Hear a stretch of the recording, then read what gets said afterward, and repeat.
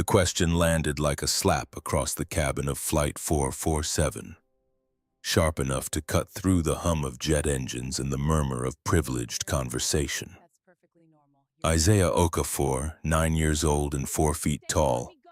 looked up from his book on ancient Egypt and met the flight attendant's eyes with a directness that made several nearby passengers shift uncomfortably in their leather seats. "Did you just call us monkeys?" The woman standing over him, nameplate reading Deirdre Castellano, didn't flinch. Her lips curved into something that might have passed for a smile in darker light, and she leaned down just enough that her voice wouldn't carry past the first 3 rows of first class. The words came out slow, deliberate, each syllable a small act of violence. "That's what you are." 5 seconds of silence followed. Not the comfortable quiet of a smooth Tuesday morning flight, but the suffocating kind that happens when a dozen adults realize they're witnessing something unforgivable and every single one of them chooses to look away. Preston Whitmore III, seated in 1A with his Wall Street Journal and his Patek Philippe watch, found sudden fascination in an article about bond yields he'd already read twice. The elderly couple in row 3 who'd been cooing over wedding photos on an iPad went absolutely still. Dr. Vivian Park, a cardiologist heading home from a conference, pressed her lips together and stared at the seat back in front of her with the intensity of someone trying to memorize the safety card. Isaiah's twin brother Elijah sat frozen in 2C, his college-level mathematics textbook forgotten in his lap. Tears welled in his eyes but didn't fall. At 9 years old, he'd already learned that crying in public meant giving people exactly what they expected from boys who looked like him. The morning had started normally enough. Hartsfield-Jackson Atlanta International Airport at 6:45 a.m., the sky still purple-gray through the terminal windows, the air conditioning fighting a losing battle against Georgia humidity that seeped through every door. Dr. Amara Okafor had moved through the pre-dawn crowds with the practiced grace of someone who'd learned to navigate a hearing world without sound. Her hands signing instructions to her sons as they rolled their carry-ons past the Starbucks kiosks and the Hudson newsstands stuffed with magazines nobody read anymore. She wore a Loro Piana cashmere hoodie the color of charcoal, paired with dark jeans and white sneakers that had cost more than most people's monthly car payments. The outfit looked unremarkable, the kind of thing you'd see on any parent shepherding kids through an airport. That was the point. $2,000 of Italian craftsmanship designed to whisper rather than shout, to pass through the world without drawing the wrong kind of attention. Isaiah had inherited his mother's preference for understated quality. His own hoodie was Brunello Cucinelli, soft as a prayer, paired with joggers and sneakers that wouldn't have looked out of place on a playground. Elijah dressed identically, their mother's insistence on matching outfits one of the few childhood indignities they still tolerated at 9 years old. The gate agent had been the first test of the morning, a white woman in her 50s with reading glasses on a chain and a smile that never quite reached her eyes. She'd scanned their boarding passes and paused.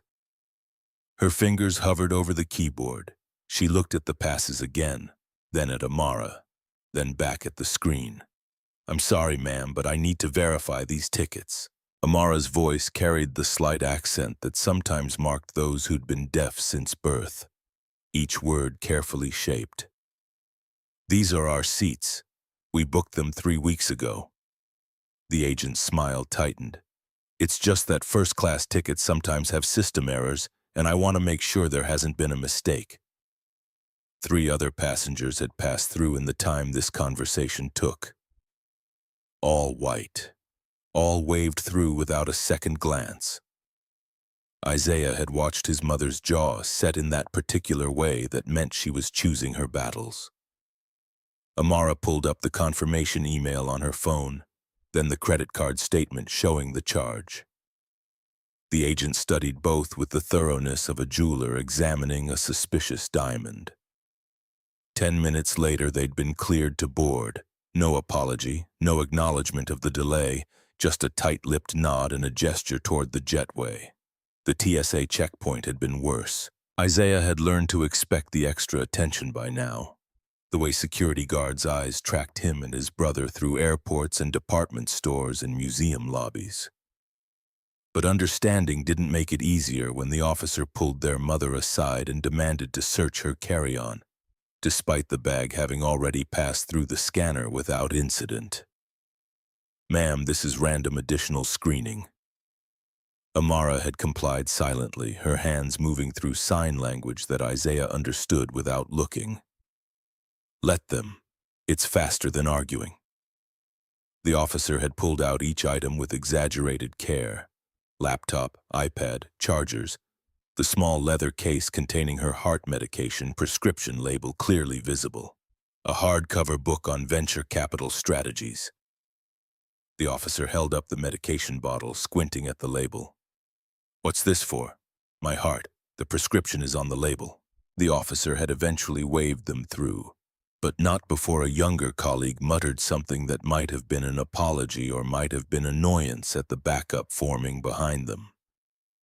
Isaiah had caught the words procedure, and everyone but suspected they both knew that wasn't quite true. Now, settled into seats 2A, 2B, and 2C, Isaiah had allowed himself to believe the worst was over. First class on a major airline meant a certain level of service, a buffer of courtesy purchased along with the extra legroom and the warm nuts and the flight attendants who smiled with their whole faces instead of just their mouths. He'd been reading about Pharaoh Hatshepsut when Deirdre Castellano made her first pass through the cabin. She'd been warm with Preston Whitmore, leaning in to murmur something about his usual drink preference. She'd been solicitous with the elderly couple, adjusting their reading lights without being asked. She'd ignored the Okafor family entirely. The second pass came 15 minutes later. The cabin had settled into that pre-takeoff rhythm of last-minute phone calls and laptop arrangements and negotiations over armrest territory. The plane was still on the ground, taxiing slowly along the tarmac in the queue for takeoff clearance. Captain Thornton's voice had crackled through the speakers moments earlier, weathered and authoritative, announcing 15 minutes to wheels up. Deirdre had started drink service despite the tax, moving through first class with a cart that clinked with glass and ice. Orange juice for Preston Whitmore, coffee for the elderly gentleman, sparkling water with lime for Dr. Park, who'd quietly specified still, not sparkling, but received sparkling anyway. When Deirdre reached row 2, she paused. Her eyes moved over Amara, who was absorbed in a magazine, then landed on Isaiah and Elijah. Something shifted in her expression, a tightening around the mouth that preceded her lean-in and her whisper. "Why do they always put a bunch of monkeys in first class?" The words hung there like smoke. Isaiah felt his brother's hand find his under the armrest, small fingers squeezing hard enough to hurt. Elijah's breathing had gone shallow and quick, the way it did before he cried. Preston Whitmore's fingers had frozen over his keyboard. The elderly woman gasped, actually gasped, and her husband's hand shot out to grip her knee. Dr. Park's entire body had gone rigid. Nobody said a word. Isaiah's heart hammered against his ribs. He was 9 years old. He'd been taught to respect adults, to use his manners, to keep his voice down in public spaces, but he'd also been taught that silence in the face of hatred wasn't neutrality. His grandmother had marched in Selma. His mother had built a technology empire while navigating a world that tried to diminish her at every turn. Silence was complicity. "Did you just call us monkeys?" His voice came out steadier than he felt, loud enough that conversations stopped in rows 4 and 5. Loud enough that the businessman across the aisle looked up sharply from his spreadsheet. Deirdre straightened. She didn't look embarrassed or caught off guard. If anything, she looked satisfied, like she'd been waiting for this exact confrontation. Her eyes swept the cabin, taking in the dozen passengers now watching, before returning to Isaiah. "That's what you are." Elijah made a sound somewhere between a whimper and a gasp. His free hand moved in sign language, rapid and angry, telling their mother what had just happened. But Amara was still reading, her back to the aisle, oblivious to the exchange happening behind her. Isaiah reached into his pocket with the hand not gripping his brother's and pulled out his phone. His fingers, shaking slightly, navigated to the camera app.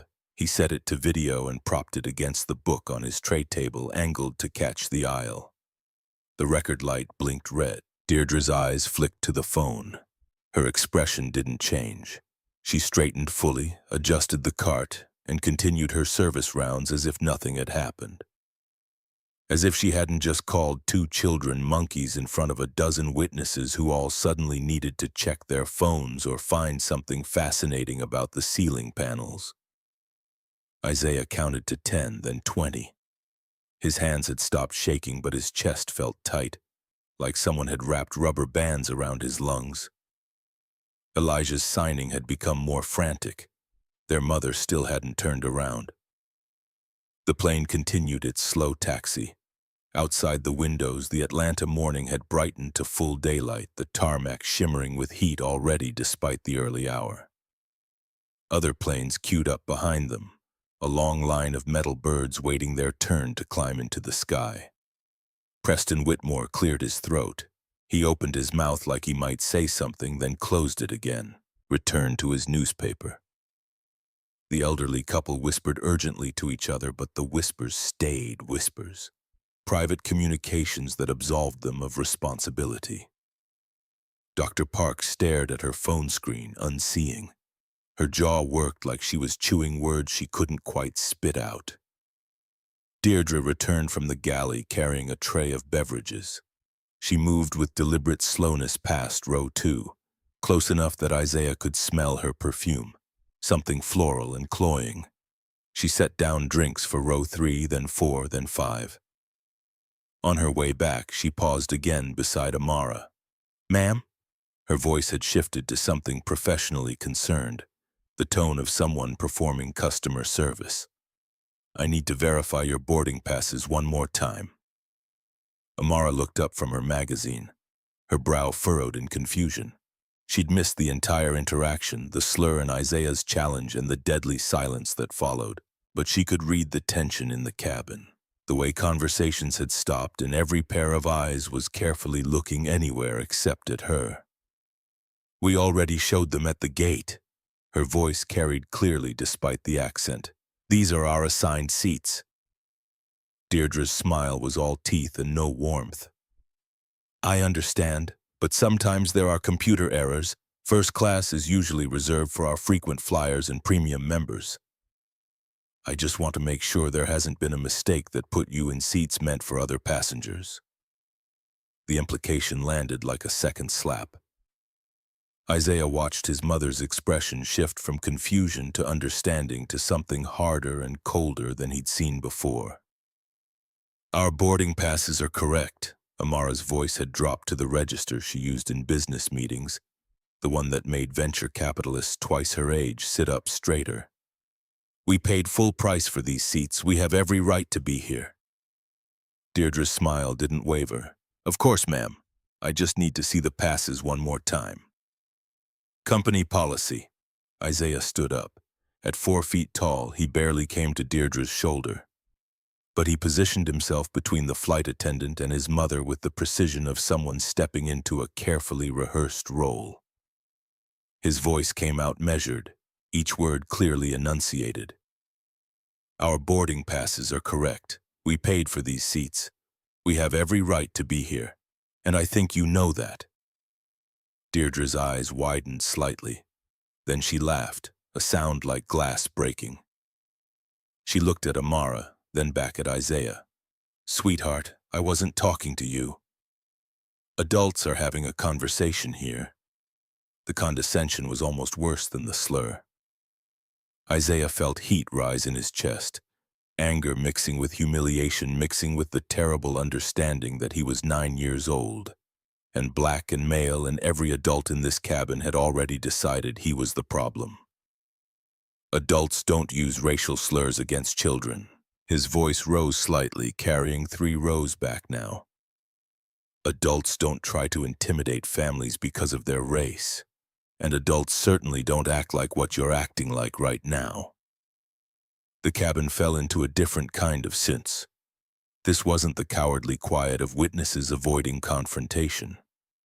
This was the stunned silence of people watching a child speak truth to power with more courage than any of them had shown. Elijah stood up beside his brother. His face was streaked with tears now, but his voice when he spoke was steady. You called us monkeys. You said it loud enough for everyone to hear. And now you're trying to make us prove we belong in seats we paid for because you think we don't look like we belong in first class.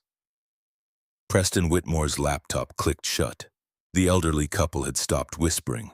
Even Dr. Park had lowered her phone. Deirdre's face flushed red. She glanced around the cabin, suddenly aware that every passenger was watching this confrontation unfold. The businessman who'd been working on spreadsheets, the young woman in 4B who'd been scrolling Instagram, the family of 3 in row 5, all of them finally paying attention. I think there's been a misunderstanding. Deirdre's voice had lost some of its earlier confidence. I never said anything inappropriate. Isaiah held up his phone. The record light still blinked red. Actually, you did, and I've been recording ever since. The color drained from Deirdre's face. Around the cabin, passengers shifted uncomfortably as they realized they'd been complicit in something that was now being documented. Their silence was on tape. Their cowardice was preserved for posterity. You can't record me without permission. Deirdre reached for the phone. Isaiah stepped back smoothly, keeping the device out of reach. Actually, I can. We're in a public space, and you're a public employee providing a service. But more importantly, I'm documenting discrimination, which is not only legal but necessary. The words came out with a clarity that suggested he'd heard them before, maybe from his mother during one of those conversations about what to do when the world treated you like you didn't belong. Preston Whitmore cleared his throat again. This time he actually spoke. I heard it. His voice was barely above a whisper. I heard her say it. The admission seemed to cost him something. He wouldn't meet Isaiah's eyes, staring instead at his hands folded on the closed laptop. But it was something, a single crack in the wall of sense. Deirdre looked around desperately, as if hoping one of the other passengers would come to her defense, would back up her version of events, would help her out of the hole she'd dug for herself. Nobody moved. Elijah's hands flashed in sign language, telling their mother everything in rapid detail. Amara's expression shifted from confusion to fury to something colder and more calculating. She stood, graceful despite the confined space, and faced Deirdre directly. Where's your supervisor? Her voice was quiet, but it carried. We'd like to speak to whoever's in charge of this flight. Deirdre's eyes darted toward the front of the plane where a male flight attendant was helping passengers in premium economy. She was trapped between her growing panic and her stubborn refusal to admit wrongdoing. Look, maybe we got off on the wrong foot. Her voice had taken on a conciliatory tone that fooled exactly nobody.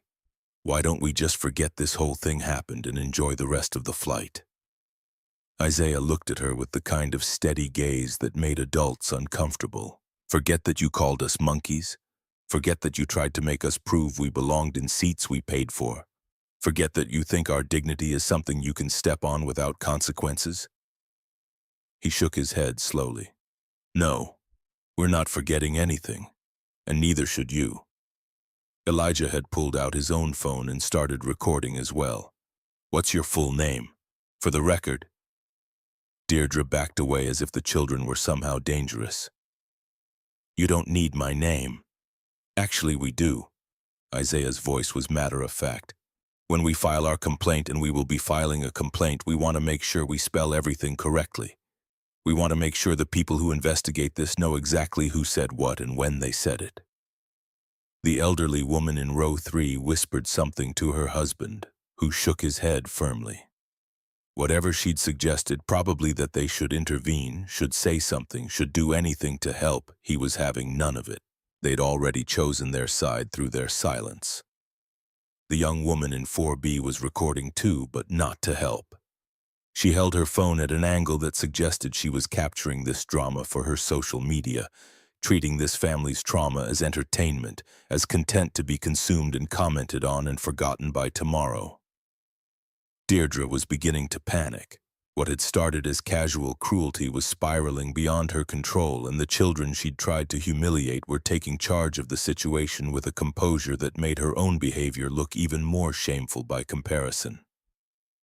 I need to continue my service duties. She tried to regain some authority. We'll discuss this later. No. Isaiah's voice was firm. We'll discuss it now. Because later you might conveniently forget what you said. Later you might come up with excuses or explanations that make you sound less terrible than you actually are. But right now, in this moment, we all know exactly what happened. He gestured around the cabin at the other passengers who suddenly found their phones and magazines fascinating again. Everyone here heard you call us monkeys. Everyone here watched you try to make us prove we belonged in our own seats. And everyone here chose to do absolutely nothing about it. The words hit the cabin like a physical blow. Passengers squirmed in their seats, confronted by a truth they'd been trying desperately to avoid. They weren't just witnesses to discrimination. They were enablers of it. Elijah stepped closer to Deirdre, who was now backed against the galley area with nowhere to retreat. You know what the worst part is? His young voice carried a wisdom that shouldn't have been necessary. You didn't just hurt us. You hurt yourself. Because now everyone here knows exactly who you are and what you stand for. And they know who they are too. He looked around the cabin at the silent passengers, his gaze lingering on each face. They know they're the kind of people who watch children get called racial slurs and do nothing. They know they're the kind of people who value their own comfort more than someone else's dignity. They know they're the kind of people who let hate happen right in front of them and pretend they didn't see it. Preston Whitmore was red-faced with shame now. The elderly couple whispered urgently to each other. The young woman had stopped recording and was staring at her hands. But still nobody spoke up. Still nobody said the 3 words that might have made a difference. That's not okay. The plane had reached the front of the takeoff queue. Through the windows, Isaiah could see the runway stretching out ahead, heat waves making the distant buildings shimmer. In a few minutes, they'd be in the air, trapped in this tube of complicity at 30,000 feet. Amara's hand found Isaiah's shoulder, then Elijah's. She signed something quick and private, meant only for them. Both boys nodded. Isaiah looked at his phone. The video was still recording. 43 minutes and counting. Every word, every silence, every shameful glance away, all of it documented. Deirdre seemed to realize she was losing control of the situation. She straightened her uniform, tried to reassemble the professional mask that had slipped so thoroughly. I'll get the senior flight attendant. Her voice was tight. She turned and walked quickly toward the cockpit, her composure cracking with every step. The passengers in first class sat in their expensive seats, breathing their carefully filtered air, and couldn't meet the eyes of 2 9-year-old boys who'd just taught them what courage looked like. Isaiah sat back down. His hands were shaking again, adrenaline catching up with him now that the immediate confrontation had paused. Elijah climbed into the seat beside him, their mother between them, and they waited. The plane's engines changed pitch. They were next in line for takeoff. But something had shifted in the air, a tension that had nothing to do with aerodynamics and everything to do with the terrible reckoning that was coming. Preston Whitmore leaned across the aisle. His voice was low, meant to carry only to row 2. I'm sorry. I should have said something. I heard every word and I said nothing. It was pathetic, a plea for absolution from the very people he'd failed.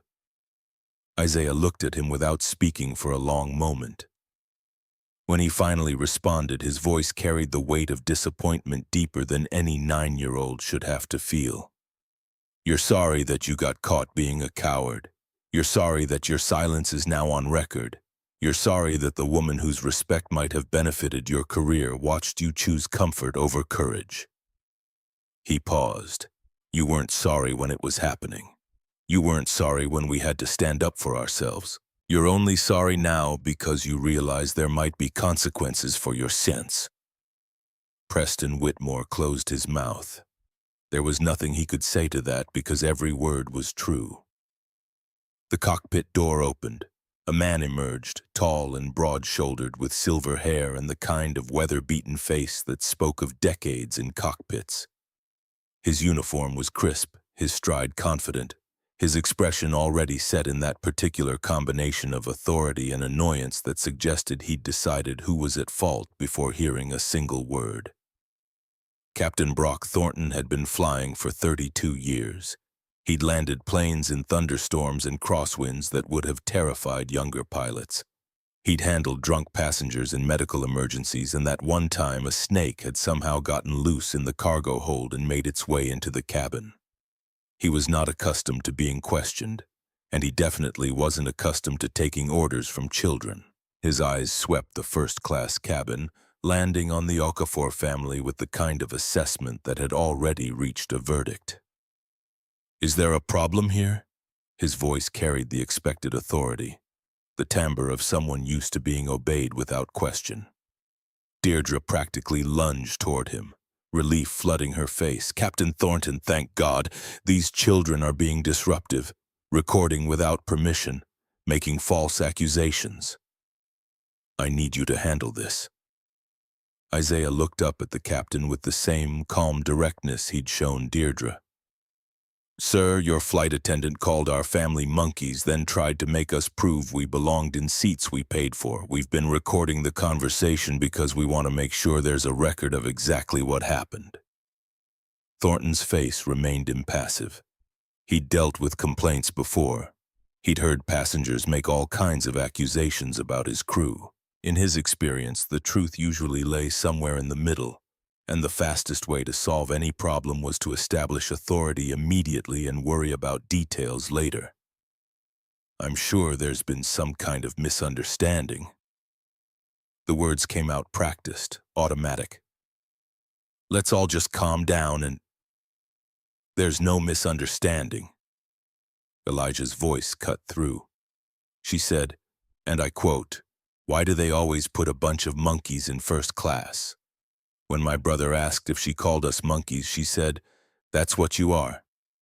"Would you like to hear the recording?" Thornton's expression flickered just for a moment. Then it hardened into something colder. "On my aircraft, I'm the law." He let the words hang there, heavy with implication. "My crew has informed me that you're being disruptive and refusing reasonable requests. Now, I can handle this the easy way or the hard way, but either way, we're going to resolve this situation before we take off." He didn't ask to see the boarding passes, didn't ask Deirdre for her version of events, didn't acknowledge that maybe, possibly, there might be two sides to this story, and one of them involved his employee using a racial slur against children. Amara stood. When she spoke, her voice was quiet, but it carried a weight that made Thornton actually pause. "Your employee used racial slurs against my children. In front of witnesses. When my sons, who are 9 years old, confronted her about it, she doubled down instead of apologizing. We have video evidence. We have witnesses, though apparently not willing ones. And now you're standing here threatening us instead of addressing what actually happened." Thornton's jaw set. "Ma'am, I don't know what you think happened, but I trust my crew. If Deirdre says there's been a misunderstanding, then there's been a misunderstanding. Now I need you and your children to stop recording, stop making accusations, and allow us to complete our service so we can get this flight in the air." Isaiah felt something cold settle in his chest. This man wasn't going to help them. This man had already decided they were the problem. Authority had spoken, and authority was on Deirdre's side. "We're not stopping the recording." Isaiah's voice was steady. and we're not accepting your version of events that conveniently erases what your employee said and did. If you want to get this flight in the air, you can start by addressing the discrimination that happened in your cabin." Thornton's face flushed.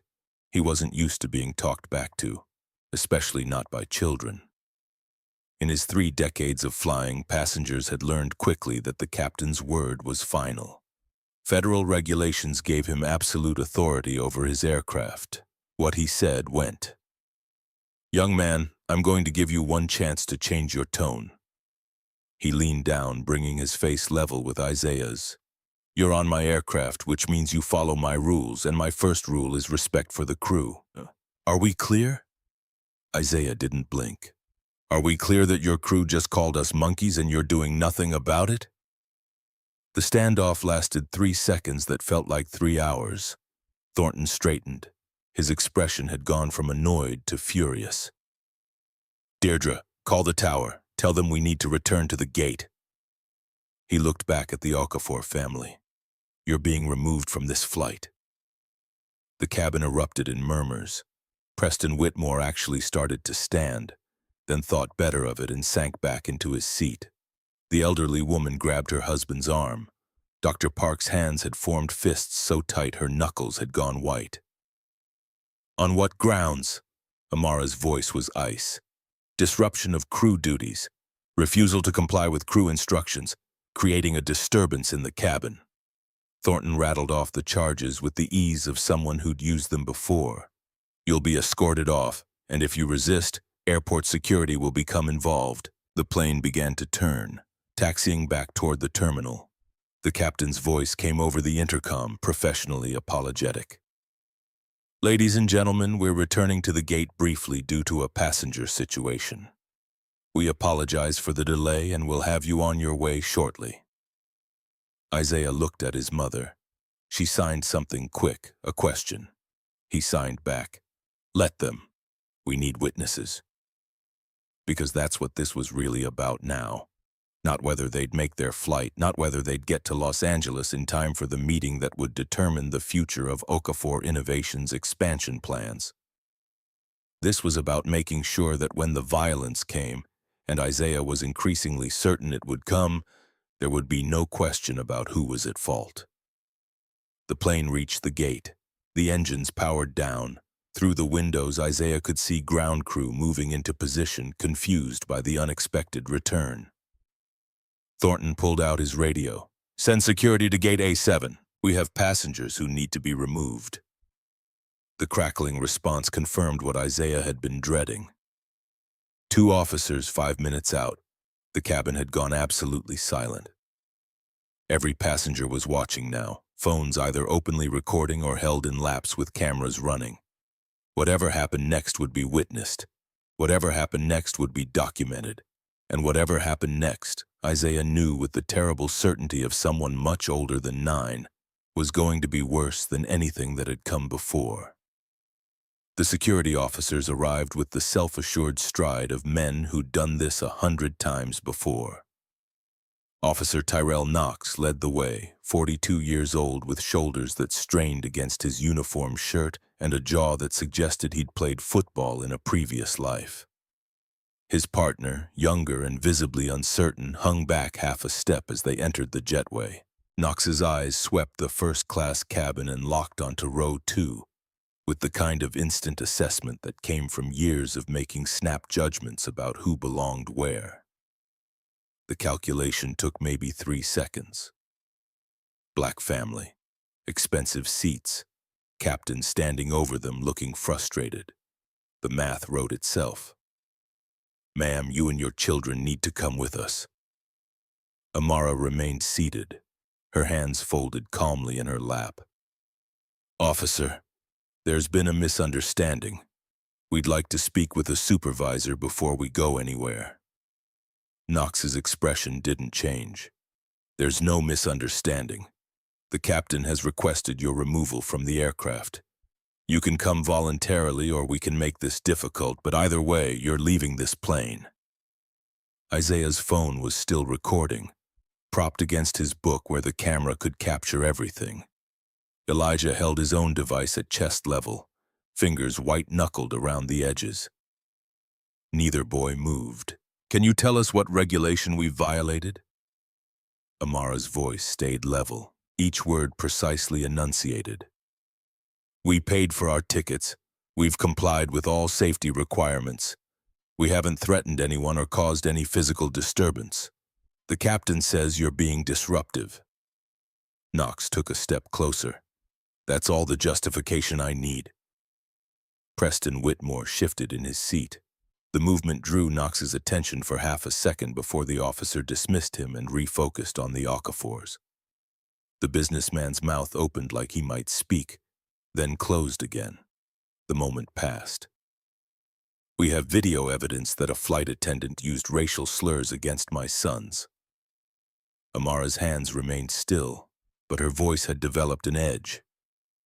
"We have witnesses who heard it. All we're asking for is proper documentation of the incident before we proceed anywhere." Knox's hand moved to his belt, fingers brushing the handcuffs. "Ma'am, I'm not going to ask again. Stand up and come with us peacefully." Elijah's breathing had gone shallow and rapid. Isaiah reached over and squeezed his brother's hand, the same way Elijah had done for him earlier. Their mother's eyes moved between her sons and the officer, calculating odds that all came out badly. "May I gather our belongings?" Her hands moved toward the overhead bin. Knox stepped forward faster than seemed necessary for a man his size. His hand caught Amara's wrist mid-reach. That's when everything accelerated. "Don't touch my mom." Isaiah was on his feet before conscious thought caught up with instinct. His small hand grabbed Knox's forearm, trying to pull the officer away. Knox reacted on muscle memory and training designed for threats that looked nothing like a 9-year-old boy. He shoved Isaiah backward with enough force that the child's legs hit the armrest and he went down hard. The impact drove air from Isaiah's lungs in a sharp gasp. His head caught the edge of the seat on the way down, and suddenly there was red. Blood sheeted down Isaiah's temple, warm and shockingly bright against his dark skin. Elijah screamed, a sound that cut through the cabin like a siren. The elderly woman in row 3 gasped and grabbed her husband's arm hard enough to leave marks. Dr. Park was halfway out of her seat before some paralysis of indecision froze her there, suspended between action and safety. Knox didn't apologize, didn't check to see if the child he'd just injured needed help. Instead, he grabbed Amara's other arm and twisted it behind her back with practiced efficiency. The plastic handcuffs came out, the zip-tie kind that had replaced metal in most airport security arsenals, because they were cheaper and just as effective at controlling people. "You're under arrest for interfering with a flight crew and resisting lawful orders."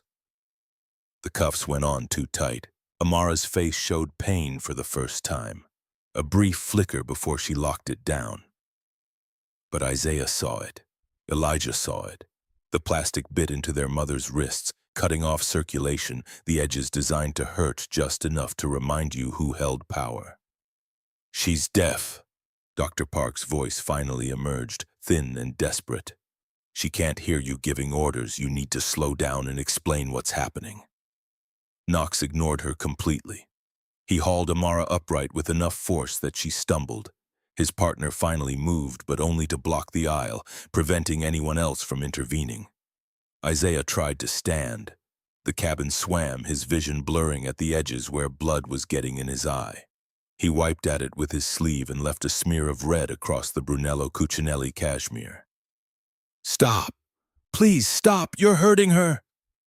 Knox's response was to pull Amara toward the aisle. She went because fighting would make things worse.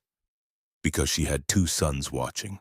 Because 38 years of navigating a world that treated her as less than had taught her when resistance became suicide. But Elijah wasn't 38. He launched himself at Knox with all the fury of a child watching his mother being brutalized. His small fists connected with the officer's leg, ineffectual but desperate. Knox's partner grabbed Elijah and hauled him back. The boy fought, all coordination lost to panic and rage. His math textbook fell from his lap and skittered down the aisle. pages bent under someone's shoe. "Don't hurt my brother!" Isaiah lurched forward, still bleeding, and Knox's free hand shot out to grab him too. Fingers dug into Isaiah's shoulder hard enough to bruise through the hoodie. "Both of you settle down right now, or you're going to detention too." The threat landed like ice water. Detention. Two 9-year-old boys facing arrest because they'd tried to protect their mother from violence that every adult in this cabin was watching happen without lifting a finger to stop it.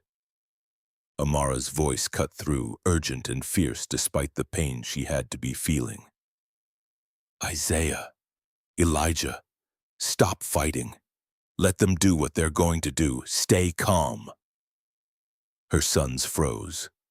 Not because they wanted to, but because their mother had asked. Because some part of them understood that this situation was already spiraling toward disaster and resistance would only accelerate the descent. Knox marched Amara toward the front of the plane. His grip on her arm was visible from 3 rows back, fingers pressing into flesh hard enough to leave marks. She moved with as much dignity as anyone could manage while being frog-marched in handcuffs, her head up, her spine straight. Isaiah and Elijah followed because the alternative was being separated from their mother. Knox's partner shepherded them like stray dogs, one hand hovering near each boy's shoulder without quite touching.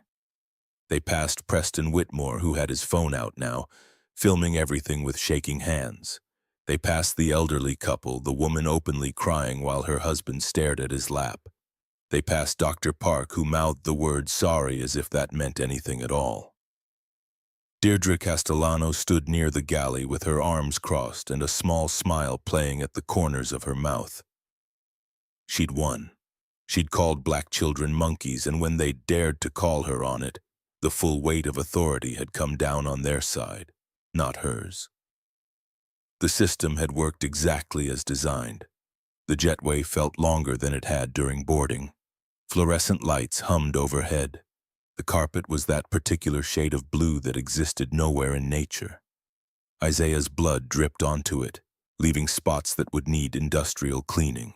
At the gate, airport management had materialized. A white man in his 50s wearing a suit that fit poorly and an expression of deep inconvenience introduced himself as Daniel Robbins, station manager. His eyes took in Amara in handcuffs, the blood streaming down Isaiah's face, Elijah's tear-streaked cheeks. What happened here? Knox delivered his report with the clipped efficiency of someone who'd written this script before. Disruptive passengers, refused lawful orders, interfered with crew, became physically aggressive when security arrived. Every word was technically true in the way that mattered to reports and incident forms. Every word was a lie in the way that mattered to actual justice. That child is bleeding. Robbins pointed at Isaiah. He fell during the removal process, became combative. He's 9 years old. He interfered with my partner restraining his mother. The circular logic was airtight. The child had been injured because he'd tried to stop his mother from being hurt, and his mother had been hurt because the child had interfered. Cause and effect tangled into a knot that blamed the victims for their own brutalization. "I need to make a phone call." Amara's voice carried clearly despite everything. "Constitutional right to contact counsel." Knox looked at Robbins. Robbins looked at Knox. Some silent communication passed between them, the kind that happened between men who'd worked in systems long enough to know which rules mattered and which could be bent. "After we get you processed." Knox steered Amara toward a door marked Security Office. Authorized personnel only. The small room beyond smelled like burnt coffee and industrial cleaner. 4 plastic chairs around a metal table. Posters about TSA procedures covering walls the color of old teeth. A camera in one corner. Red light blinking to indicate it was recording everything. Knox removed Amara's handcuffs with the same rough efficiency he'd used to apply them. Red marks ringed both wrists where the plastic had bitten deep. She flexed her fingers, working circulation back into hands that had gone pale and cold. Isaiah slumped into one of the chairs. His head throbbed where it had connected with the armrest. The bleeding had slowed to a trickle, but his face was a mask of drying blood. Elijah sat beside him, still crying silently, his entire body shaking with suppressed sobs. "Someone needs to look at my son." Amara's hands moved through the signs even as she spoke, her body reverting to its primary language under stress. "He's injured and possibly concussed." Robbins had followed them into the room. He pulled out his radio. "Get a paramedic to Security Office B. Head injury minor." Minor. The word hung there like an accusation. Isaiah's blood was all over his expensive hoodie and the station manager called it minor. Now. Amara's voice had shifted registers into something that made even Knox pause. "My phone call. Before anything else happens." Knox looked to Robbins again. The station manager's face suggested he was doing calculations about liability and publicity and how this might play out if it escalated further. He nodded. One call. Amara's phone had been in her pocket through everything. Miraculously unbroken, unlike so many things in the past hour. Her fingers, still shaking slightly from the cuffs, navigated to her contacts. She found the number she needed and pressed dial. The phone rang 3 times. When the voice answered, warm and concerned, Amara's carefully maintained composure cracked just slightly. "This is Dr. Amara Okafor, employee ID Alpha 7749. A pause while the person on the other end processed this. "I need you to ground Flight 447 immediately. Captain Brock Thornton, and I need every flight he's scheduled for this week grounded pending investigation." Silence in the security office. Knox and Robbins exchanged glances that suggested they thought she was delusional, some kind of breakdown happening in real time. The voice on the other end asked a question. Amara's response was measured but absolute. "Do it now, and I need Chairman Castellano on the phone in 5 minutes. Not 10, not when it's convenient. 5 minutes." She ended the call, set the phone on the table, looked at Knox and Robbins with an expression that contained no satisfaction, no triumph, just exhausted certainty about what was about to happen. "Who did you just call?" Robbins tried to keep his voice steady, but something in Amara's demeanor had shifted the power dynamic in the room. Someone who understands the concept of accountability. Knox's radio crackled. His hand moved to it automatically, years of conditioning overriding confusion. "All units, be advised Flight 447 is grounded by executive order. Do not clear for departure. Repeat, do not clear for departure. Captain Thornton is to report to management immediately." The color drained from Robbins's face. Knox's hand stayed frozen on the radio, his expression cycling through disbelief towards something that looked like dawning horror. The paramedics arrived before anyone could process what was happening. 2 young EMTs with the equipment bag in professional concern. They took one look at Isaiah and went to work immediately. Gloves on, gauze out, checking his pupils for signs of concussion. "Can you tell me your name?" The lead paramedic, a woman with kind eyes, knelt to Isaiah's level. "Isaiah Okafor. My head hurts and I feel dizzy, I bet you do." She worked while she talked, cleaning blood away to reveal a gash above his temple that would need attention but wasn't life-threatening. "You took a pretty good knock there. Do you remember what happened?" "An officer pushed me and I hit the armrest." The paramedic's hands paused for just a second. Her eyes flicked to Knox, then back to Isaiah. She continued working without comment, but her expression had shifted into something careful and deliberate. This was evidence now. This injury would need documentation that couldn't be explained away. "We need to get you to the clinic for proper treatment, possible concussion protocol." She looked at Amara. "Are you Mom?" "Yes, you'll need to come with us, and—" She glanced at Elijah, who was still shaking. "This one, too. He's showing signs of shock." Knox stepped forward like he might object. Robbins put a hand on his arm, stopping him. Whatever calculation the station manager was running had reached a conclusion that involved not preventing medical treatment for injured children. The airport medical clinic was 3 terminals over.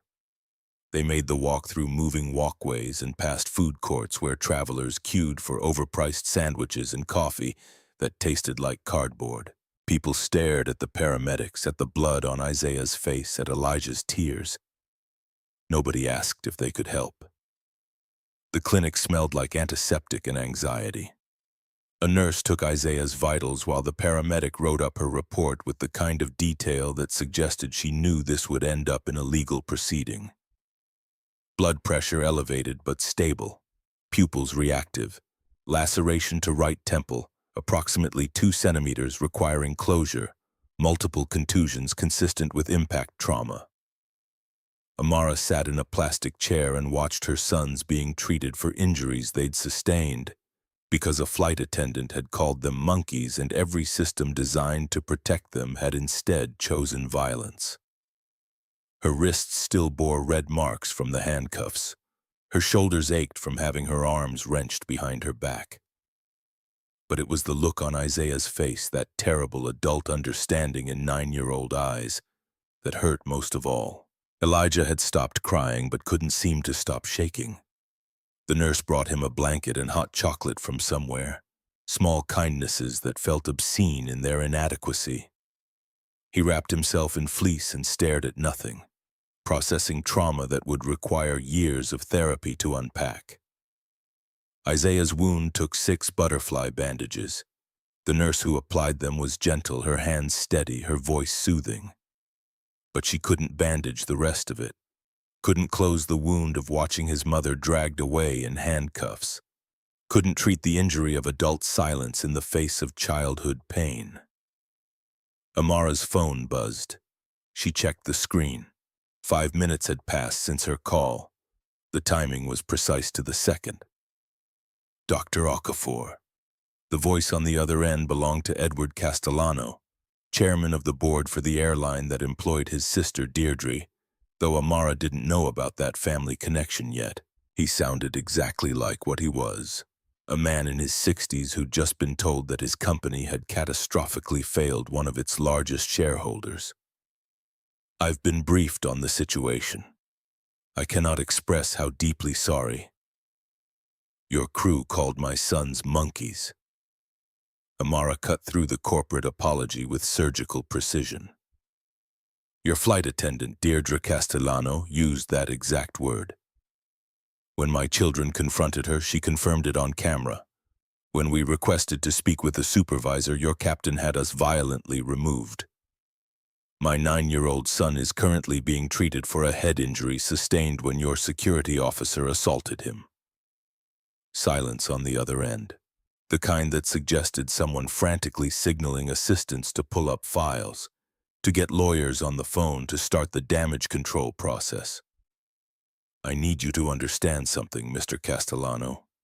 This isn't about one flight attendant having a bad day. This isn't about a misunderstanding that can be smoothed over with flight vouchers and an apology. This is about systematic failure at every level of your organization. Dr. Okafor, I assure you we take this very seriously. Deirdre Castellano is suspended effective immediately pending investigation. Captain Thornton as well. We'll be conducting a full review. No. The word landed like a gavel. You'll be conducting terminations, plural, because I'm not interested in investigations that conclude with sensitivity training and performance improvement plans. I want everyone who touched this situation fired, and I want their names. There are legal considerations, employee rights. I own 12% of your company. Amara's voice stayed level but gained weight. I have a seat on your board by proxy, and right now I'm sitting in an airport medical clinic watching doctors treat my son for injuries sustained because your employees decided that black children don't deserve basic human dignity, so when I say I want names, you're going to provide them. Are we clear? The silence stretched longer this time. Through the clinic's window, Amara could see planes taking off and landing. the normal rhythm of air travel continuing as if the world hadn't just cracked open. "We're clear." Edward Castellano's voice had changed timbre, moving from corporate smooth to something more raw. "Deirdre Castellano, flight attendant. Brock Thornton, captain. They'll both be terminated within the hour. I'll also need to review the actions of airport security. Officer Terrell Knox. Badge number should be in the incident report, and your station manager Daniel Robbins, who witnessed a bleeding child and called it minor." Edward Castellano was writing all of this down. She could hear the scratch of pen on paper. "There's one more thing." Amara watched Isaiah wince as the nurse applied the last bandage. "I want a list of every discrimination complaint filed against your airline in the past 5 years. Every single one. How many were filed, how many were investigated, how many resulted in disciplinary action. That's confidential employee information." "Not anymore, it isn't. Because I'm going to find out anyway, and the question is whether you provide it willingly or whether my lawyers extract it through discovery. Your choice." The pen stopped scratching. "I'll have it compiled by end of business today." "Good." Amara ended the call without saying goodbye. Isaiah had been listening to his mother's half of the conversation, reading her face and body language the way deaf children's kids learn to do. When she put the phone down, he signed a question. "Did you fire them?" She signed back. "Yes, and there's more coming." The clinic door opened. Robbins entered, his earlier confidence completely evaporated. "Dr. Okafor, I've just been informed." His eyes darted around the room like he might find an escape route. "I had no idea of your position with the company. If you had known, you would have treated us with basic human dignity." Amara's voice could have frozen nitrogen. "You would have prevented your security from assaulting a child? You would have demanded answers instead of accepting the word of a captain who never even looked at our boarding passes?" She stood, her full height matching Robbins despite his advantage in size. "The problem, Mr. Robbins, is that respect shouldn't be conditional on someone's net worth or corporate position. My sons deserved protection when you thought we were nobody. They deserved it when you thought we were just another black family taking up space in first class. The fact that you only care now that you know who I am tells me everything I need to know about your character." Robbins opened his mouth, closed it. Nothing he could say would make this better, and they both knew it. "You'll be hearing from our attorneys." Amara gathered her sons with a gesture. "Come on, babies. We're done here." The walk back through the terminal felt different. People still stared, but now some of them pointed, phones out, recognition dawning. Someone had posted the video, Isaiah's recording uploaded by someone who'd been on the plane, or maybe Preston Whitmore's footage, or the young woman's Instagram story. However it had started, it was spreading. By the time they reached the main terminal, Isaiah's phone showed 37 notifications. Text messages from friends who'd seen the video. Calls from numbers he didn't recognize. News alerts from outlets that had picked up the story. Flight 447 discrimination. Video goes viral. Airline faces backlash. The views were climbing in real time. 10,000, 50,000, 100,000. The algorithm had found it, decided it was engagement gold, and started pushing it to feeds across the country. "Mom." Elijah's voice was small and uncertain. "People are watching?" "Yes." Amara's hands moved through signs even as she spoke. "They're watching what happened.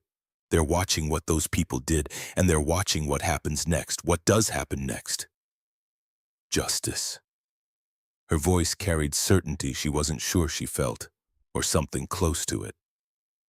They'd reached the main terminal when the news vans appeared. 3 of them, parked in the passenger pickup zone where they absolutely weren't supposed to be. Cameras and microphones and reporters who'd clearly been tipped off that a story was developing. "Dr. Okafor." A blonde woman in a suit that cost more than most people's monthly rent stepped forward, microphone extended. "Can you comment on the incident aboard Flight 447? We understand you and your sons were removed from—" No comment. Amara moved her sons past the cameras, keeping her body between them and the lenses. "Not right now. Is it true that a flight attendant used racial slurs? That airport security injured your child?" The reporter followed, persistent. "The public deserves to know what happened." Amara stopped, turned, looked directly into the camera with the kind of controlled fury that would play on every news channel by evening. "What happened is that a flight attendant called my 9-year-old sons monkeys. When they asked her to clarify, she confirmed it. When we requested to speak with a supervisor, the captain had us violently removed without reviewing any evidence.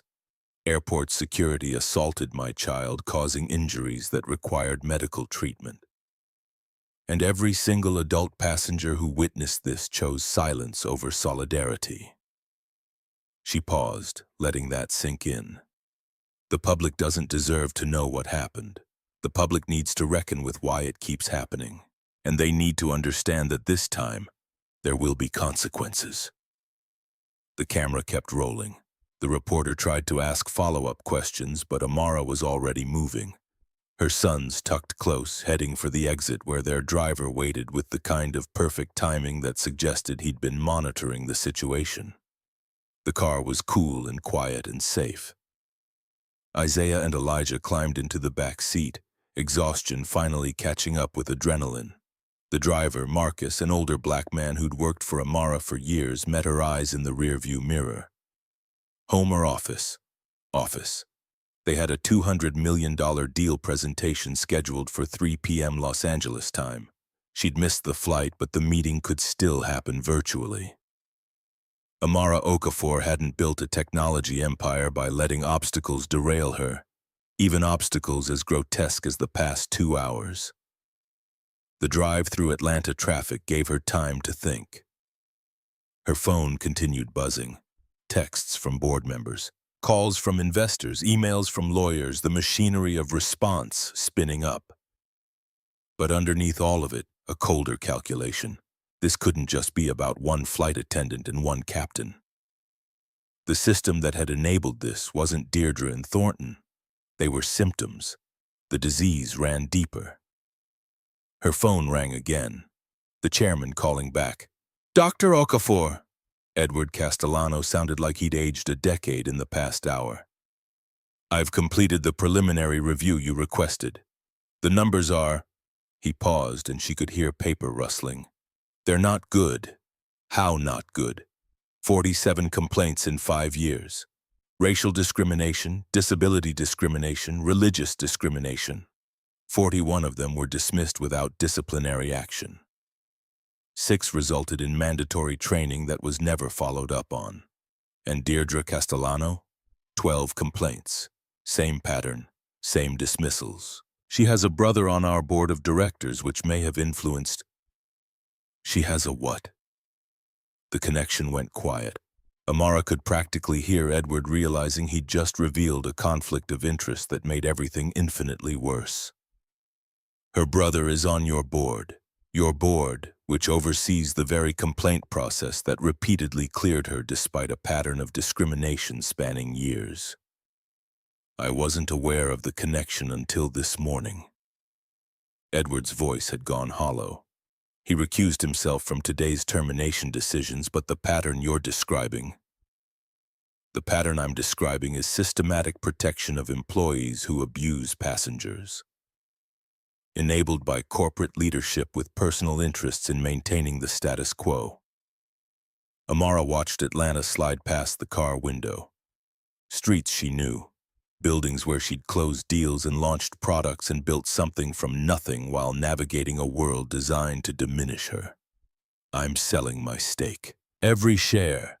All 12%. And I'm going public with exactly why. Dr. Okafor, please, the stock will reflect the true value of a company that treats children like mine the way yours did today." She ended the call. opened her brokerage app. Her finger hovered over the sell button for shares worth hundreds of millions of dollars. Isaiah watched from his seat, understanding more than any 9-year-old should have to. Will that hurt them? His voice was quiet. Yes. Good. Amara hit the button. The order processed.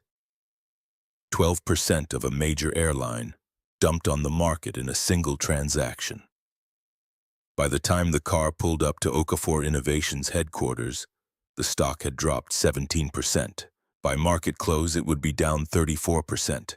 Billions in market value evaporated.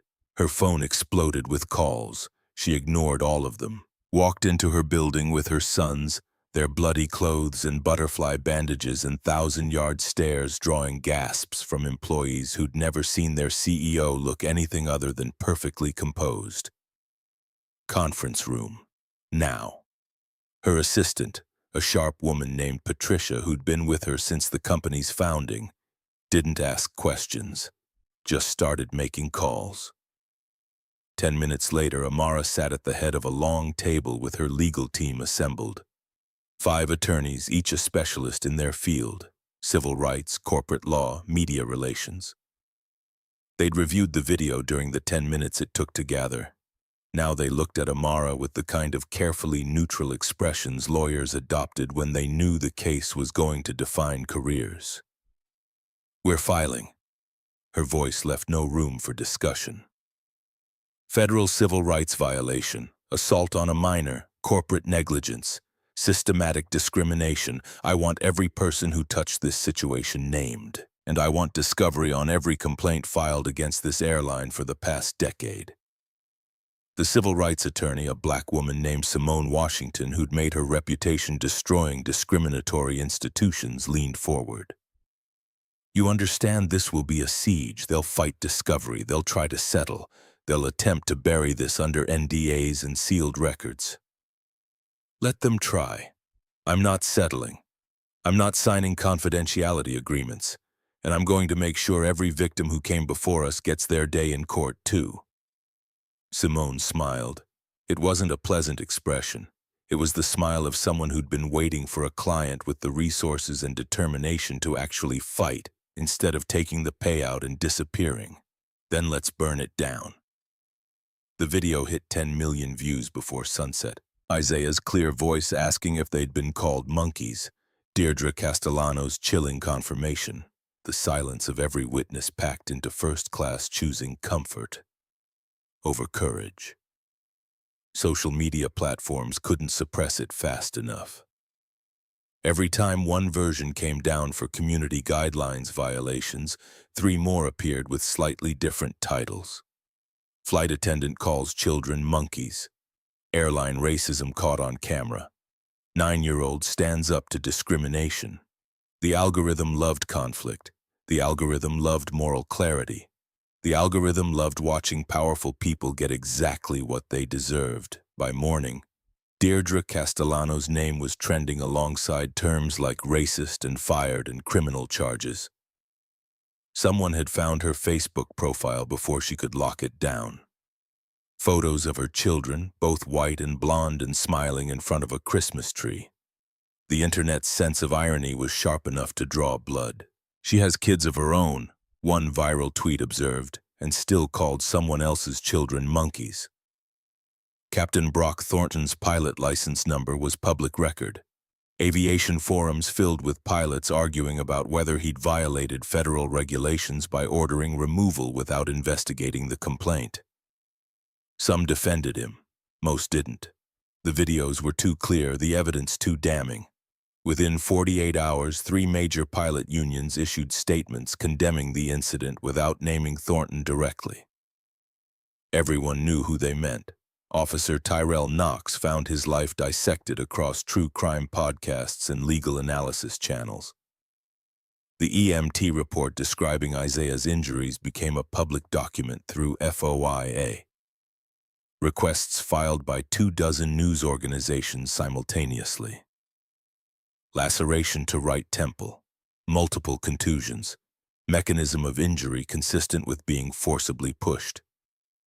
The clinical language couldn't hide what had happened. An armed officer had assaulted a 9-year-old child and walked away like it was procedure. Preston Whitmore III discovered that silence had a price tag. His investment firm, Morrison Whitmore Capital, managed $2 billion in assets, past tense, because by week's end, Okafor Innovations had withdrawn every dollar.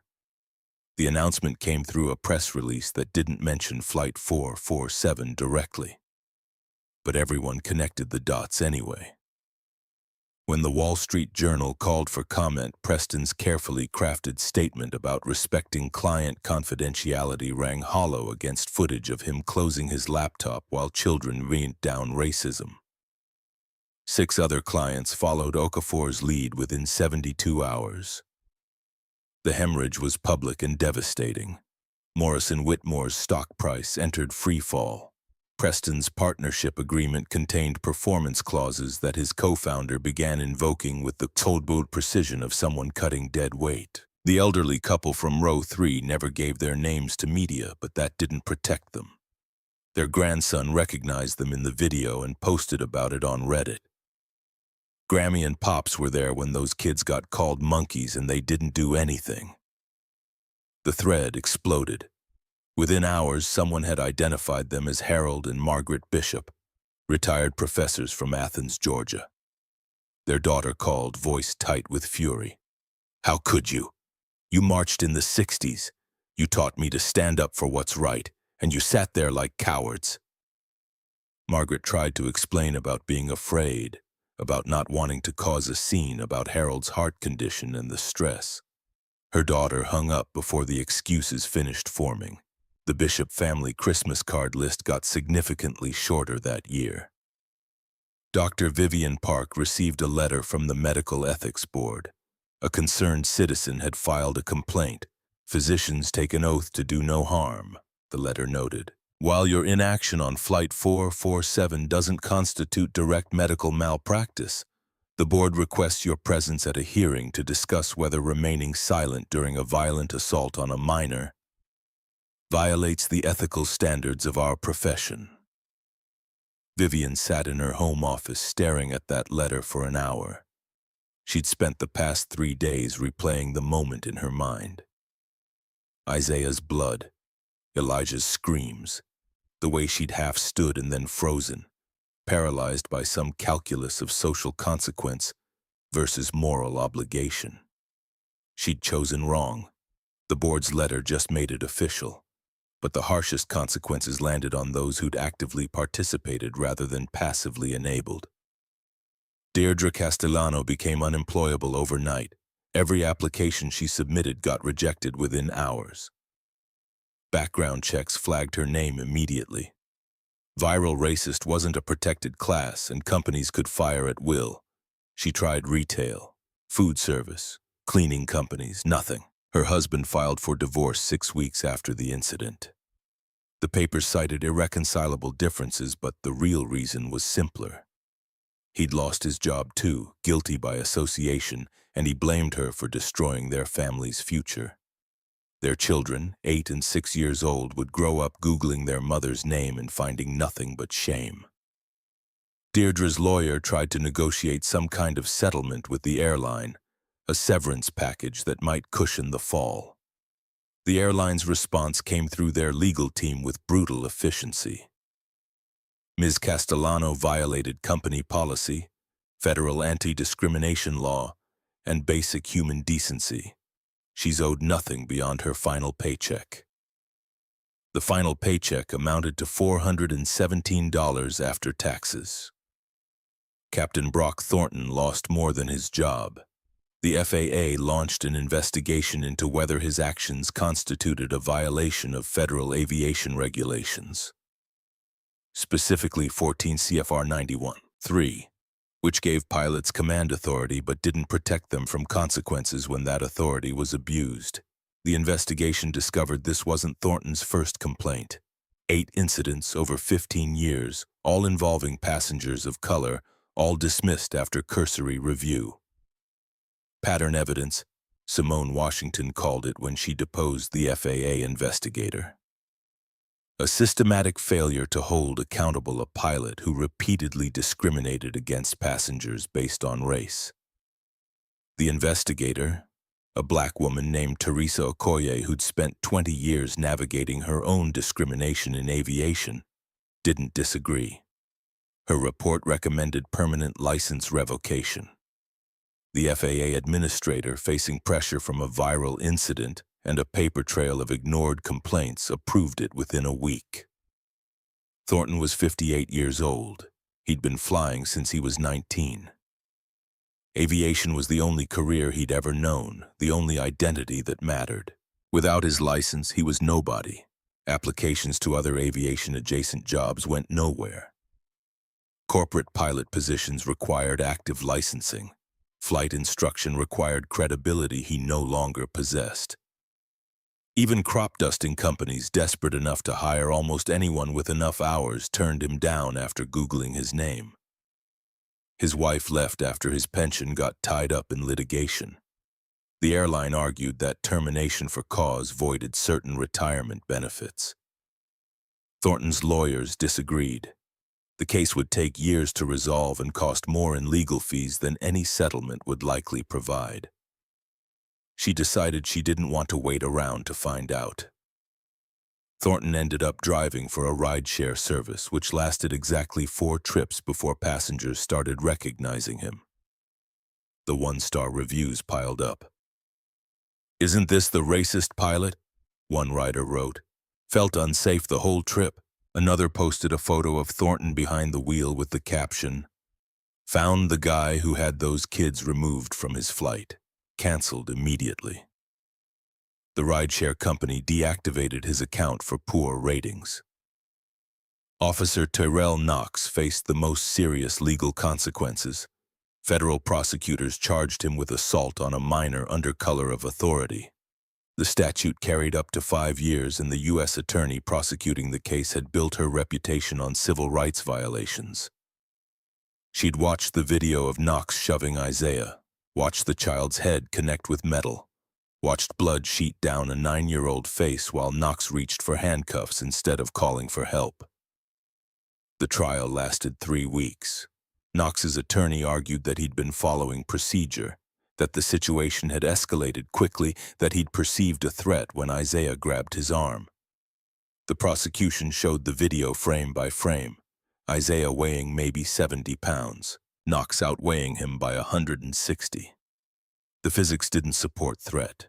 The physics supported excessive force against a child trying to protect his mother.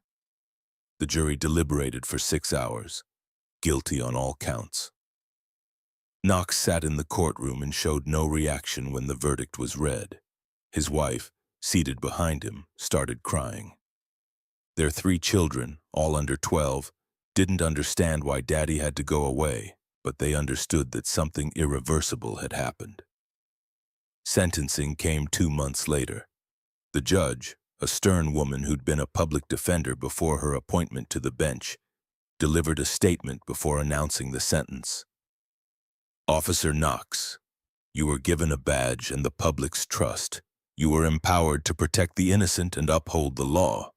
Instead, you used that power to brutalize a child whose only crime was trying to defend his mother from injustice. Your actions didn't just harm the Okafor family. They damaged every legitimate law enforcement officer who shows up every day trying to do right by their community." 3 years in federal prison. Badge revoked permanently. Knox's wife stopped crying, just sat there staring at nothing, calculating how they'd survive on no income with 3 kids and a husband in prison. The mortgage wouldn't pay itself. The car loans wouldn't forgive themselves. The life they'd built on a security officer's salary collapsed in the time it took a judge to speak 2 sentences. Daniel Robbins, the station manager who'd called Isaiah's bleeding head a minor injury, lost his job through a different mechanism. The airline fired him, but that was almost incidental. What destroyed Robbins was his own mouth. A local news station caught him outside the terminal 2 days after the incident, before the full scope of consequences had materialized. "Look, it's unfortunate what happened, but these situations are always more complicated than they appear," Security has to make split-second decisions. Sometimes people get hurt. That's just reality. The reporter pressed him. Even children? Robbins had shrugged. If they're interfering with security doing their job, yes. The clip played on every news channel for a week.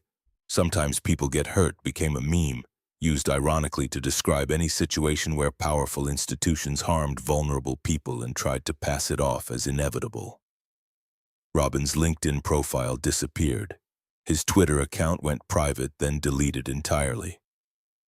Job applications to other airports, other airlines, other transportation companies all met with polite rejections that didn't mention Flight 447 but didn't need to. He ended up doing consulting work for a firm that specialized in crisis management, which seemed ironic given his inability to manage the crisis of his own unemployment. The pay was a third of his station manager's salary. His wife went back to work. They sold the house and moved into an apartment. Their daughter came home from school crying because kids had Googled her last name and found the videos. But the most complex consequences fell on someone who hadn't been present during the incident at all. Edward Castellano, chairman of the airline's board, faced a shareholder lawsuit within a month of Amara selling her stake. The suit alleged that he'd failed to disclose a material conflict of interest. His sister Deirdre's employment and pattern of complaints that had enabled systematic discrimination. Securities fraud carried civil penalties that could strip him of his position and personal assets. The SEC opened an investigation. Edward's lawyers worked 18-hour days trying to establish that he hadn't known about the complaint pattern, that the relationship had been coincidental rather than causal, that corporate governance systems had failed independently of his influence. The evidence suggested otherwise. Internal emails showed Edward had intervened twice when Deirdre faced disciplinary action for customer complaints. Both times he'd claimed he was simply ensuring fair process. Both times the complaints had been dismissed shortly after his involvement. The board voted to remove him pending investigation. Edward's stake in the airline was substantial enough that removal meant financial catastrophe. His wealth was tied up in company stock that had lost a third of its value. His reputation, built over 40 years in the industry, lay in ruins. He tried calling Amara once. The call went to voicemail. He tried email.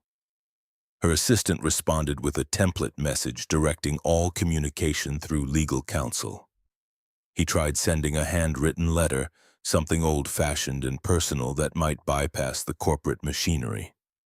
Amara read it once and handed it to Simone Washington, who filed it as evidence in the expanding lawsuit. The letter had contained an apology and an explanation about family loyalty and not understanding the full scope of the problem. Simone noted that it also contained an implicit admission that family connections had influenced corporate decisions. Useful in court. The systematic investigation Amara had demanded revealed horrors that went beyond 47 complaints. The airline's internal files extracted through discovery showed a pattern going back 12 years. Complaints were categorized by passenger demographics. Those from white passengers received immediate attention and compensation. Those from passengers of color faced intense scrutiny, were dismissed as misunderstandings, or were settled with minimal payouts attached to strict NDAs. Francesca Bellamy, the regional manager who'd overseen this system, had created an entire framework for minimizing what she called PR risk. The framework was elegant in its cruelty.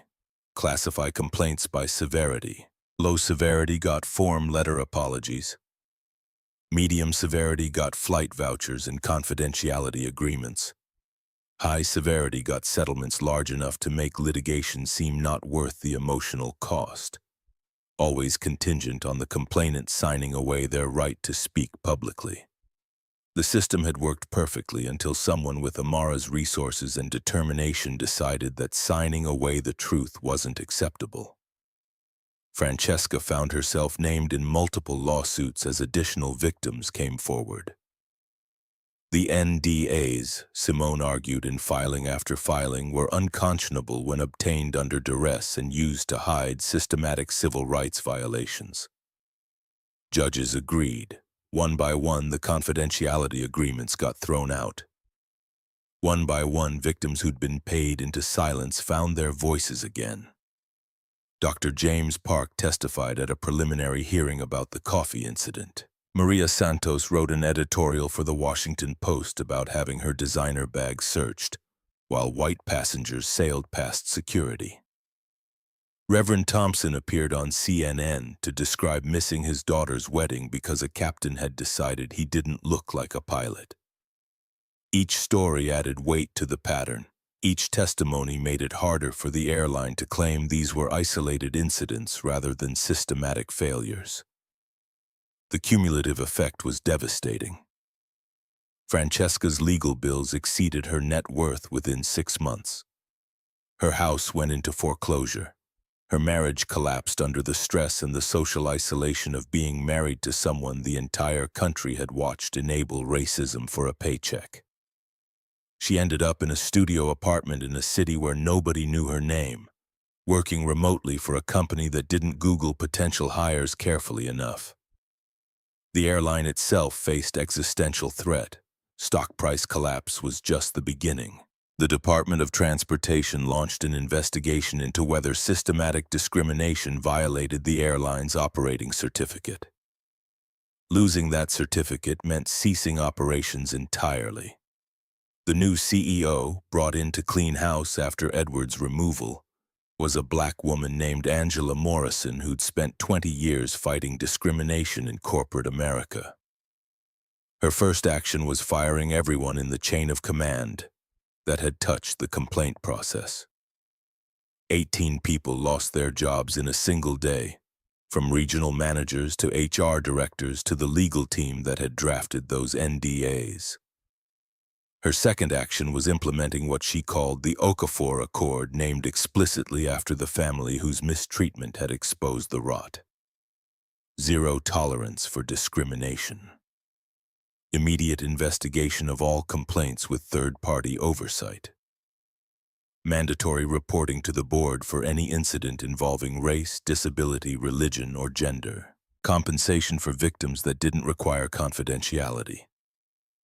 The third action was opening the company's books to every victim from the past decade. Angela personally called 47 people whose complaints had been dismissed and offered renewed investigations, retroactive compensation, and public apologies. Not all of them accepted. Some wounds were too deep for corporate contrition to heal. But enough did that. The gesture meant something. The FAA took notice. Within 6 months, they'd drafted new federal guidelines based on the Okafor Accord. Airlines receiving federal operating certificates had to implement similar oversight mechanisms. The regulations carried teeth. Failure to comply meant license suspension. Congress got involved because Congress always got involved when something went viral enough. The House Transportation Committee held hearings. Isaiah and Elijah didn't testify. Amara refused to put her sons through that additional trauma, but Simone Washington appeared on their behalf with video evidence and documentation that made grown legislators flinch. Representative Sarah Chen, a California Democrat who'd built her career on civil rights legislation, introduced the Aviation Equality Act 3 weeks after the hearings. The bill mandated federal investigation of discrimination complaints in interstate travel, established criminal penalties for employees who abused passengers based on protected characteristics, and created a victim compensation fund separate from corporate settlements. The bill passed with overwhelming bipartisan support. Nobody wanted to be on record defending the right to call children monkeys on airplanes. President Carter signed it in a Rose Garden ceremony 6 months after Flight 447. Amara attended with Isaiah and Elijah, who wore suits that made them look even younger than 9 years old. The president, a white man in his 60s who'd spent his political career navigating the complicated terrain of race in America, knelt down to their level before the signing. What you did was incredibly brave. His voice was gentle. You stood up when adults around you chose silence. You demanded justice when the system tried to bury you. And because of your courage, this will be harder to happen to the next child. Isaiah's response was simple and devastating. It shouldn't take viral videos for people to treat kids like human beings. The president had no answer for that. He stood, signed the bill, and handed one of the commemorative pens to each boy. The photos would run on front pages across the country. 2 9-year-old black boys holding pens that had just transformed federal law, their faces serious beyond their years. The cultural shift took longer but cut deeper. Flight 447 became shorthand for complicit silence. Political commentators invoked it when discussing bystander responsibility. Corporate training programs used the video as a case study in what not to do. Parents showed it to their children and asked what they would have done in that cabin. The hashtag I would have spoken up trended for weeks as people convinced themselves they'd have been different from Preston Whitmore and the Bishops and Dr. Park. Activists noted the irony. Everyone thinks they'd have been brave until the moment arrives, and suddenly looking away seems so much safer than speaking up.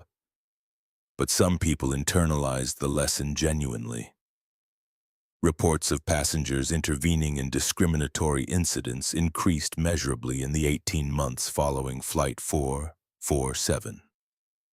Not everyone, not enough, but more than before. The video had planted a seed of shame that grew into something like accountability. 2 years after the incident, Amara received a letter. The return address was a women's correctional facility in New Mexico. She almost threw it away without opening it, assuming it was fan mail or hate mail or one of the other categories of correspondence that came with being publicly wronged. But something made her open it. The letter was from Deirdre Castellano. Not apologizing exactly, though there were elements of contrition buried in the defensive prose. Mostly it was an attempt at explanation. How she'd been raised, what she'd been taught about people who looked like the Okafors, how the airline culture had reinforced those beliefs rather than challenging them, how she'd convinced herself that what she'd said wasn't really racist because she'd said it quietly, because she hadn't meant it seriously, because everyone knew kids could be difficult on flights. The letter ended with a question. Do you think people can change? Or are we just what we were raised to be? Amara read it twice, showed it to Isaiah and Elijah, who were 11 now and sharper-edged than they'd been at 9. Their experiences had shaped them in ways both obvious and subtle. Isaiah had become quieter, more observant, quicker to recognize the microaggressions that preceded open hostility. Elijah had become fiercer, less willing to give adults the benefit of doubt, more likely to call out injustice immediately rather than waiting to see if it resolved itself. What do you think I should tell her? Isaiah considered the question with the seriousness it deserved. I think people can change, but changing requires actually understanding what you did wrong, not just regretting that you got caught. Elijah was less charitable. She wants you to forgive her so she can feel better about herself. That's not the same as actually being sorry. Amara drafted a response that night, short and direct in a way Deirdre probably hadn't expected. People can change, but change requires more than regret. It requires understanding the harm you caused and working to prevent that harm from happening to others. If you're actually different now, prove it through action, not letters. Advocate for the people you once demeaned. Use your experience to educate others about how easy it is to dehumanize someone when you've been taught their humanity doesn't matter. Don't ask your victims for absolution. Earn redemption through the rest of your life. She never received a response. Whether Deirdre read the letter and took it to heart or threw it away in anger, Amara would never know. It wasn't her job to manage Deirdre's redemption arc. She had her own life to live and her own sons to raise in a world that still found too many ways to tell them they didn't belong. The final piece of closure came not through the legal system or through legislation, but through something quieter and more personal. 3 years after Flight 447, Amara and her sons boarded a plane from Atlanta to Los Angeles.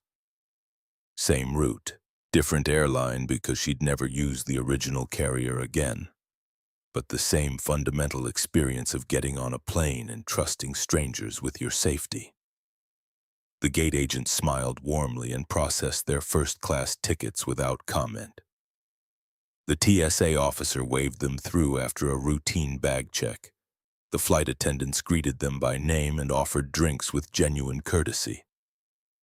Nothing happened. That was the remarkable part. They flew across the country without incident, without suspicion, without anyone questioning whether they belonged in the seats they'd paid for. Isaiah spent the flight reading a book about the civil rights movement. Elijah worked on calculus problems that would have challenged high school students. Amara responded to emails and thought about the meeting waiting for her in Los Angeles. Halfway through the flight, she noticed a family in economy. Latino mother and son, maybe 8 years old, the boy pressed against the window, watching clouds scroll past. The mother looked exhausted in that particular way that came from working 3 jobs and still barely keeping bills paid. Amara pressed the call button. When the flight attendant arrived, she made a request that surprised no one who knew her story. "I'd like to upgrade that family to first class, seats permitting." "On me." The attendant checked availability. 2 seats in row 4 currently empty. The upgrade processed smoothly. The family was summoned forward, confusion giving way to gratitude as they settled into leather seats that probably cost more than their entire trip. The boy's eyes went wide. The mother tried to refuse, certain there'd been a mistake. The attendant, who'd been briefed on exactly who Dr. Okafor was and what Flight 447 had meant, delivered a message Amara had requested. "Dr. Okafor wanted you to know that everyone deserves dignity when they travel. Enjoy the flight." Isaiah and Elijah had watched this exchange with knowing expressions. After the family settled in and the mother stopped trying to find the catch in this unexpected kindness, Isaiah signed a question to his mother. "Does it help, giving other people what we couldn't have?" Amara considered the question.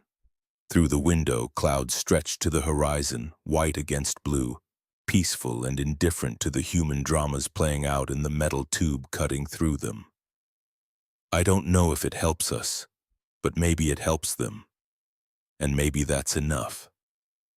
The plane flew on through clear skies. Below, America sprawled in patches of green and brown and gray, a country still wrestling with what it claimed to believe versus how it actually behaved. Flight 447 had changed some of that. Laws and policies and corporate practices that made discrimination marginally harder to commit and slightly more expensive to ignore. But the real change happened in quieter moments, in passengers who spoke up when they saw injustice instead of looking away. In children who'd learned from Isaiah and Elijah's example that courage didn't require being big or powerful, just required being willing to say that's not okay when everyone else stayed sunt. In families like the one now sitting in first class who'd been shown that kindness could appear in unexpected places if someone chose to offer it. The seatbelt sign chimed off. The flight attendant began beverage service. She reached row 2 and smiled at the Okafors with professional warmth that contained no hint of suspicion or judgment. "What can I get for you today?" "3 orange juices, please." Amara's voice was steady, unremarkable, the voice of any parent ordering drinks for her family. The attendant poured and served and moved on to the next row. Isaiah sipped his juice and returned to his book. Elijah worked another calculus problem. Amara closed her laptop and let herself breathe. This was what justice looked like in practice. Not perfect, not complete, not sufficient to undo the harm or erase the trauma. But better than it had been. Better than it might have stayed if two 9-year-old boys hadn't found the courage to speak truth when every adult around them chose the safety of silence. The plane descended into Los Angeles through golden afternoon light. Wheels touched tarmac. The captain's voice thanked them for flying and wished them well. The Okafor family gathered their belongings and prepared to deplane like any other passengers completing any other flight. But Isaiah paused at the exit, looking back at the cabin they were leaving. His hand found his mother's, small fingers squeezing tight. "We changed things, didn't we?" Amara looked at her son, at the scar still visible above his temple where Officer Knox had shoved him into metal hard enough to draw blood, at eyes that had seen too much but still held hope that the world could be better than its worst moments. "We started to, and other people will keep going. That's how change works, one voice at a time until silence is no longer acceptable." They walked off the plane together into California sunshine, into a future they'd helped build through courage, when courage had cost them everything and given them nothing but the knowledge that they'd refused to accept the unacceptable. Behind them, the Latino family exited first class, still marveling at their unexpected upgrade. Ahead, a country continued its long, incomplete journey toward treating everyone with the dignity that should never have required legislation to mandate. And somewhere, the video of Flight 447 still circulated, still taught its lessons, still asked its central question to everyone who watched. What would you have done?